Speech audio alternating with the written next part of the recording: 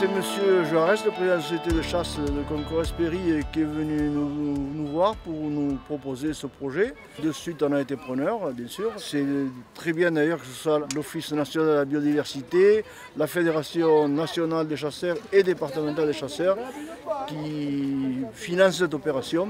C'est très intéressant aussi d'y avoir associé les écoles.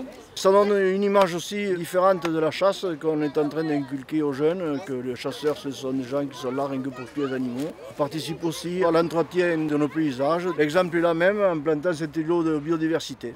Les enfants ont pu voir déjà comment on plante un arbre, c'est déjà une bonne chose. On espère que ce verger sera productif un jour. Malheureusement, dans un site qui est relativement froid et vu les conditions météo des années à venir, on s'aperçoit que les hivers sont de plus en plus tardifs. Les gelées de printemps sont souvent fatales aux fruitiers. Espérons qu'un jour quand même on pourra récolter des fruits de ce verger. C'est le premier chantier fédérateur et j'espère qu'il y en aura d'autres. Ce projet est aussi venu à nos oreilles parce que les chasseurs sont Saint-Germain-l'ont également fait. Donc ça fait, je pense, à peu près un an que je suis en relation avec la Fédération de chasse pour pouvoir mettre à terme ce chantier participatif d'îlot de biodiversité. Le projet îlot de biodiversité en fait, consiste à planter plusieurs arbres, donc arbres fruitiers. Donc là par exemple sur le site aujourd'hui, on a planté 20 fruitiers.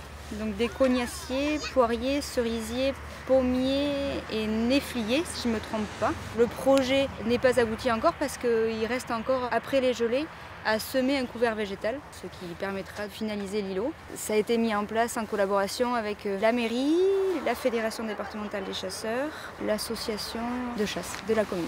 Le projet est fédérateur parce qu'aujourd'hui on va rassembler les écoles. Donc là il y a l'école de Concourès qui est venue, donc tous les petits sont venus nous donner un coup de main. On a les chasseurs du coin qui sont venus, donc les administrateurs de la Fédé sont passés donner un coup de main. On a les techniciens de la Fédé et il y avait aussi les habitants de la commune. Aujourd'hui avec cet îlot de biodiversité, on va chercher à recréer un espace pour les pollinisateurs et toute partie de la faune sauvage qui va se retrouver sur cet îlot. L'îlot de biodiversité nous permet une préservation du patrimoine local et des variétés anciennes de fruitiers.